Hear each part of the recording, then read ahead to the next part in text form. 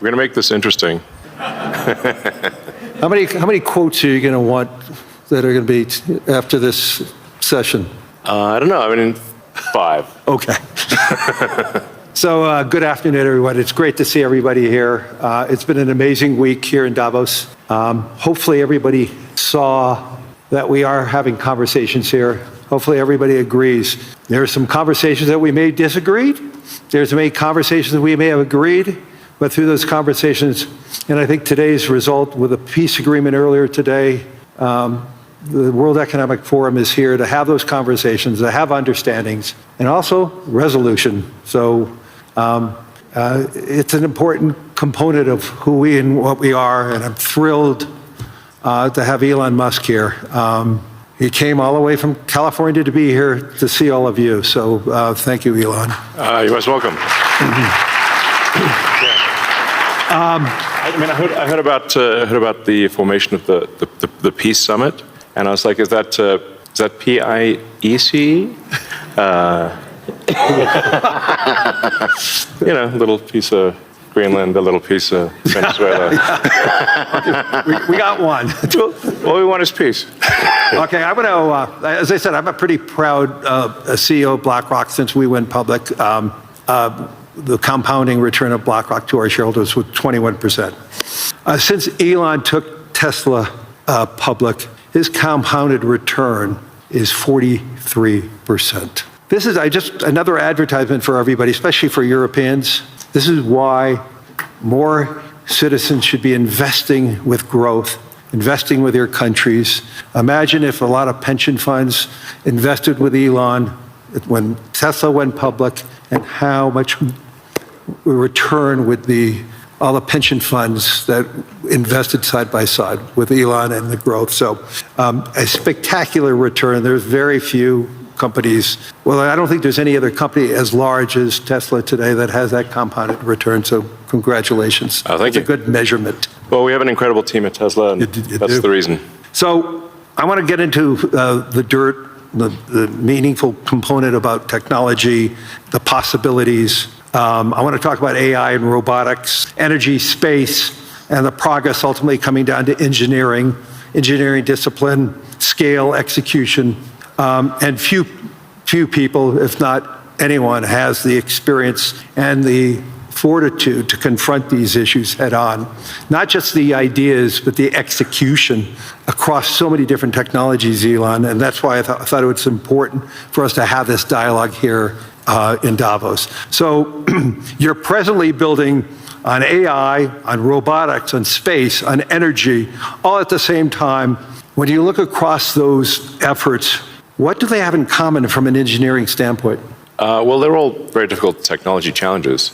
But the overall goal of my companies is to maximize the future of civilization, like basically maximize the probability that civilization has a great future, and to expand consciousness beyond Earth. So if you take SpaceX, for example, that SpaceX is about advancing rocket technology to the point where we can extend life and consciousness beyond Earth. To the moon, to Mars, eventually to other star systems. And I think we should always view consciousness, life as we know it, as precarious and delicate, because to the best of our knowledge, we don't know of life anywhere else. I'm often asked, are there aliens among us? And I'll say that I am one, but... Or you're from the future. They don't believe me. Okay. But I think if anyone would know if there are aliens among us, it would be me. We have 9,000 satellites up there, and not once have we had to maneuver around an alien spaceship. So I'm like, I don't know. Bottom line is, I think we need to assume that life and consciousness is extremely rare, and it might only be us. And if that's the case, then we need to do everything possible to ensure that the light of consciousness is not extinguished, because we're effectively, the way I view it is, the image in my mind is of a tiny candle in a vast darkness, a tiny candle of consciousness that could easily go out. And that's why it's important to make life multiplanetary, such that if there is a natural disaster or a man-made disaster on Earth, that consciousness continues. That's the purpose of SpaceX.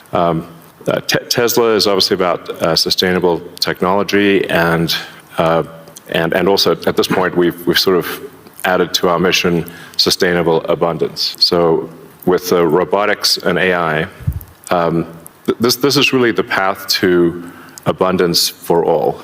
If you say, people often talk about solving global poverty, or essentially how do we give everyone a very high standard of living. I think the only way to do this is AI and robotics, which doesn't mean that it is without its issues. I mean, we need to be very careful with AI. We need to be very careful with robotics. We don't want to find ourselves in a James Cameron movie,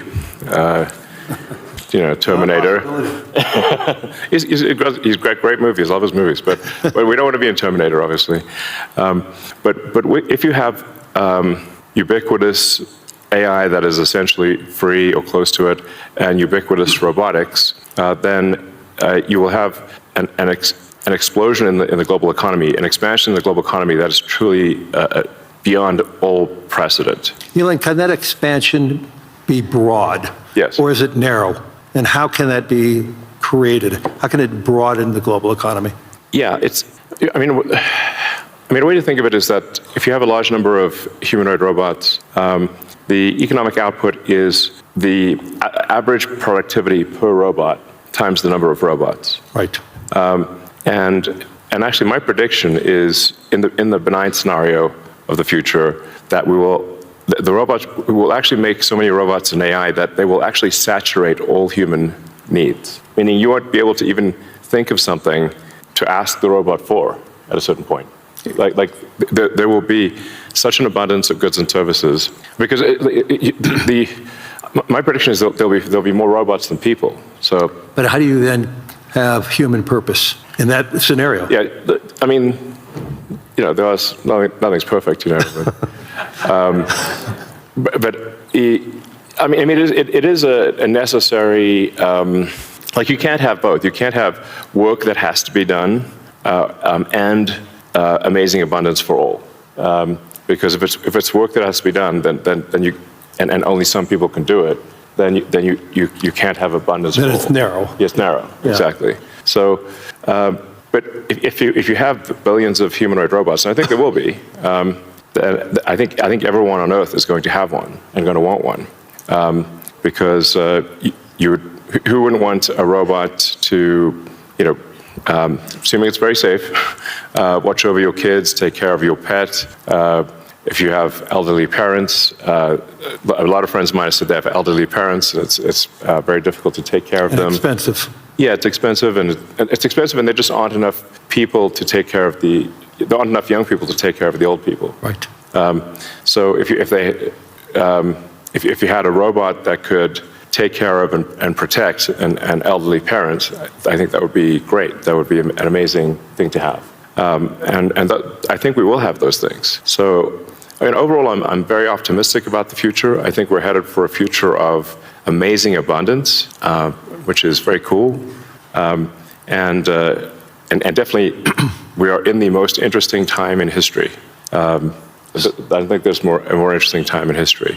Can you and I reverse aging in this new history, or are we going to see it?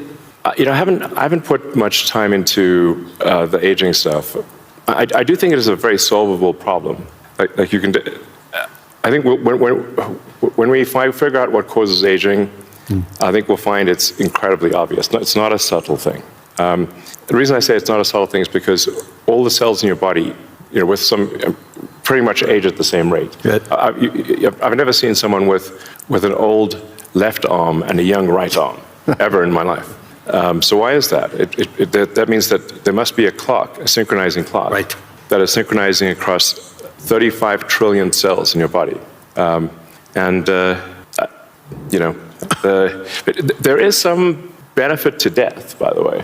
It's like there's a reason why we don't actually have a longer lifespan, because if people do live forever for a very long time, I think there's some risk of an ossification of society, of things just getting kind of locked in place, It just may become stultifying, just not lack vibrancy.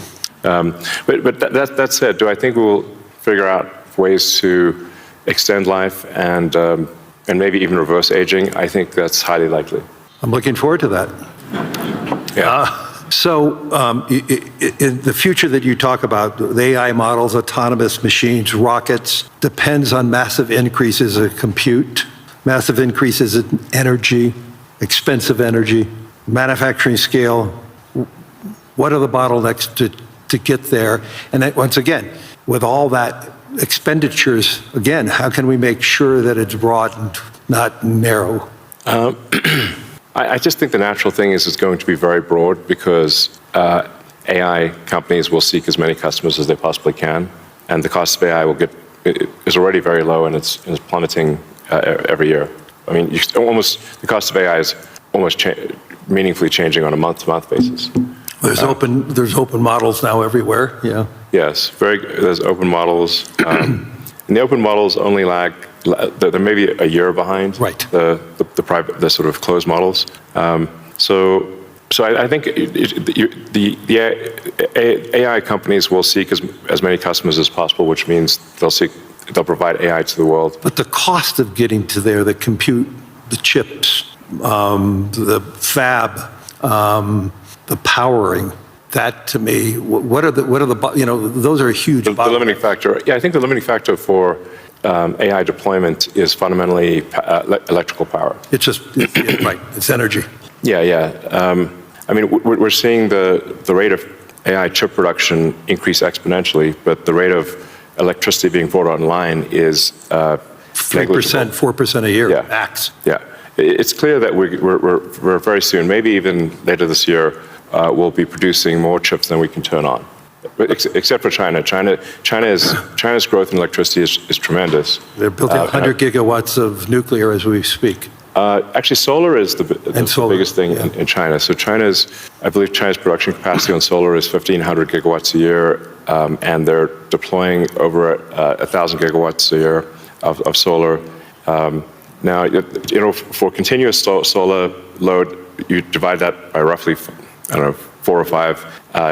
Call it that's around 250 gigawatts of steady state power paired with batteries. And that's a very big number. That's half of the average power usage in the U.S. Right. So U.S. power usage on average is 500 gigawatts. Right. China, just in solar, in solar that can provide steady state power and batteries, can do half of the U.S. electricity output per year just with solar. Solar is by far the biggest source of energy. And actually, when you look beyond, or even on Earth, but certainly beyond Earth, the sun rounds up to 100% of all energy. This is an important thing to consider. So the sun is 99.8% of the mass of the solar system. Jupiter is about 0.1%, and everything else is miscellaneous. Now, even if you were to burn Jupiter in a thermonuclear reactor, the amount of energy produced by the sun would still round up to 100%, because Jupiter is only 0.1%.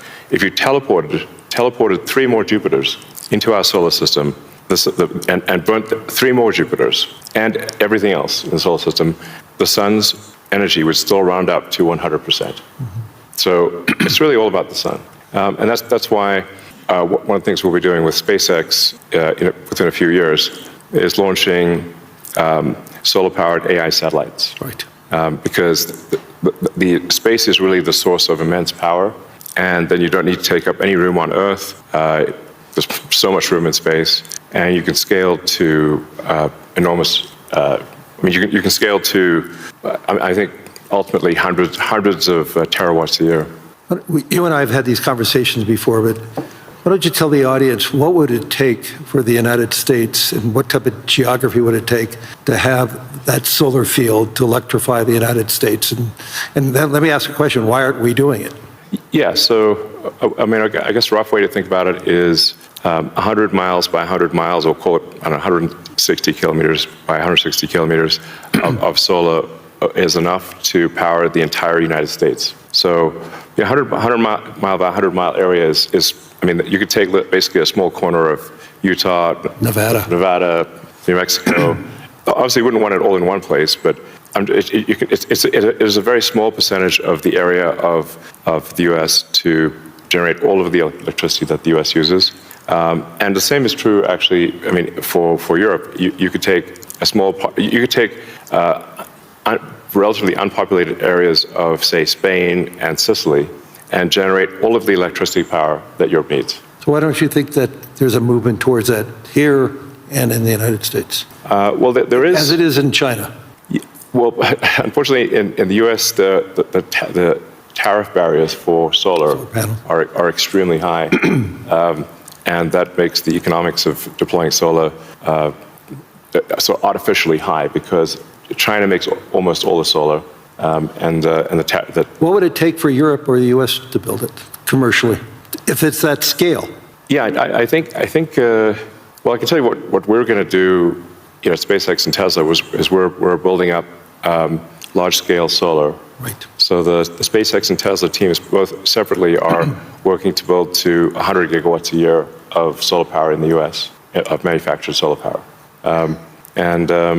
That'll probably take us, I don't know, about 3 years or something. But these are pretty big numbers. Mm-hmm. You know, I'd encourage others to do the same. We obviously don't control the U.S. Tariff policy, mm-hmm. But for other countries, I would recommend that China makes solar cells that are incredibly low cost, and I think it would be worth doing large-scale solar. So I know you're going to be having a couple of big announcements on robotics and what it can do. I mean, when I went to the factory, you showed me those robots. Yeah. How quickly, you talked about the billions of robots, but how quickly can they be deployed in a manufacturing setting? How quickly can they be utilized and be functional and create that abundance that you talked about? Well, humanoid robotics will advance very quickly. I think we do have some of the Tesla Optimus robots doing simple tasks in the factory. Right. We accept probably later this year. By the end of this year, I think they'll be doing more complex tasks, but still deployed in an industrial environment. And probably sometime next year, I'd say that by the end of next year, I think would be selling humanoid robots to the public.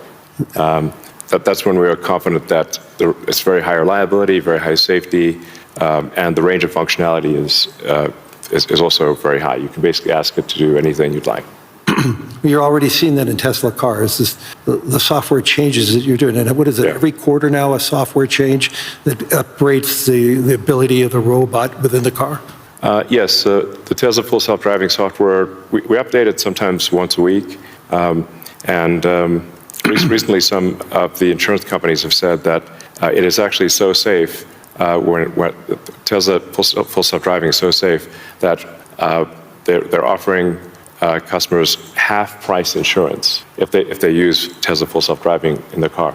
And that can be monitored by the insurance company? Is that part of the agreement then? Yeah, I think self-driving cars is essentially a solved problem at this point. Right. And Tesla's rolled out a sort of robotaxi service in a few cities, and will I think be very, very widespread by the end of this year within the U.S. And then we hope to get supervised full self-driving approval in Europe, hopefully next month. Really, that quickly? Yeah, and then maybe a similar timing for China, hopefully. I want to move to space, because historically space is very capital intensive. It historically been done by governments. Obviously, SpaceX changed the whole model.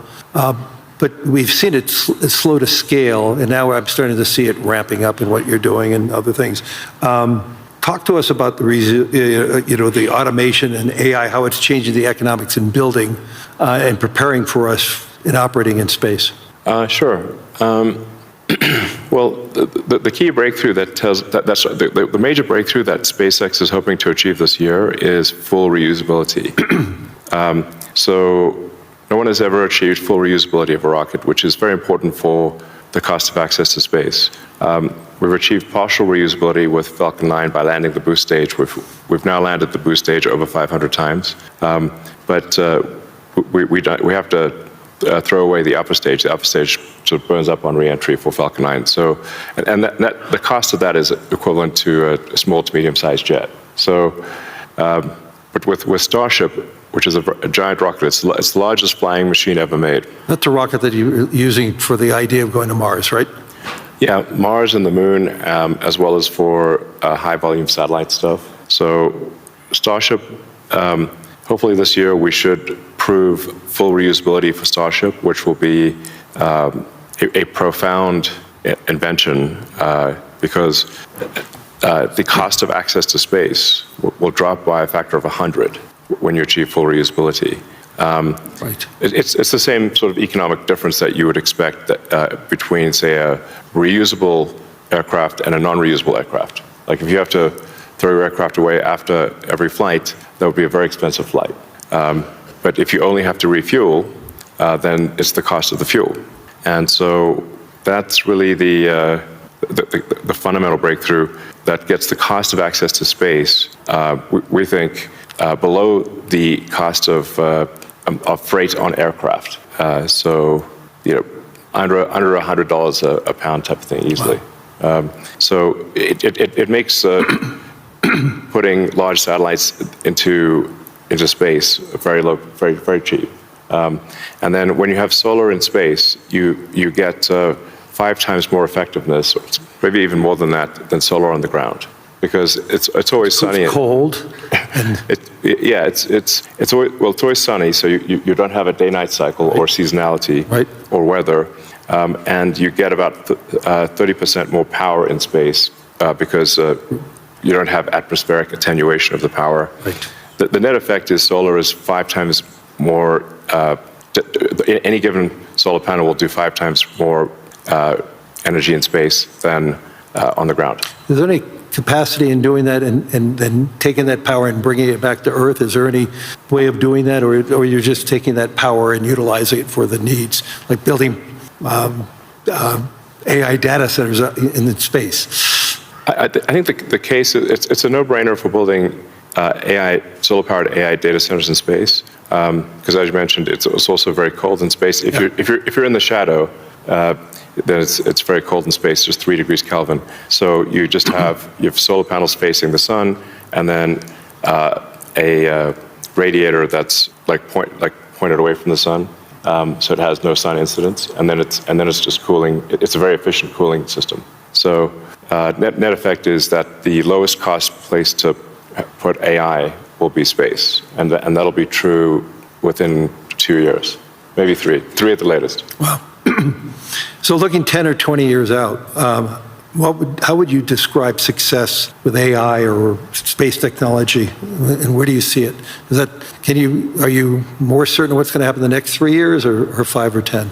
I don't know what's going to happen in 10 years, but the rate at which AI is progressing, I think we might have AI that is smarter than any human by the end of this year, and I would say no later than next year. Wow. And then probably by 2030 or 2031, call it 5 years from now, AI will be smarter than all of humanity collectively. We only have a number of minutes left, but I want to humanize you for a second. So there's no speculation that you're a joke about peace. Right. I would frame this question by, you are the most successful entrepreneur, industrialist in the 21st century, maybe beyond. I want to really get this. What inspired you? Who inspired you? What was the foundation of your curiosity? And importantly, was there an aha moment, an epiphany at any time in your life and career? Well, as a kid, I read a lot of science fiction, sci-fi, fantasy books. Yeah, we talked about that. And comic books, and I always liked technology. I didn't expect to be where I am today. That seems incredibly implausible. But I was inspired by reading about books about the future, about science fiction, and I guess I want to make science fiction not fiction forever. At some point, turn science fiction to science fact. We want to have like Starfleet and Star Trek really, for real, like where we actually have giant spaceships traveling through space, going to other planets, traveling to other star systems, I'm going just places interested where we've if I never could be gone. beamed up to go back to New York. I'd like to just be beamed back to New York instead of flying. Yeah. Talking about Star Trek. No, I guess my essential, what I would call the philosophy of curiosity. I'd like to understand the meaning of life.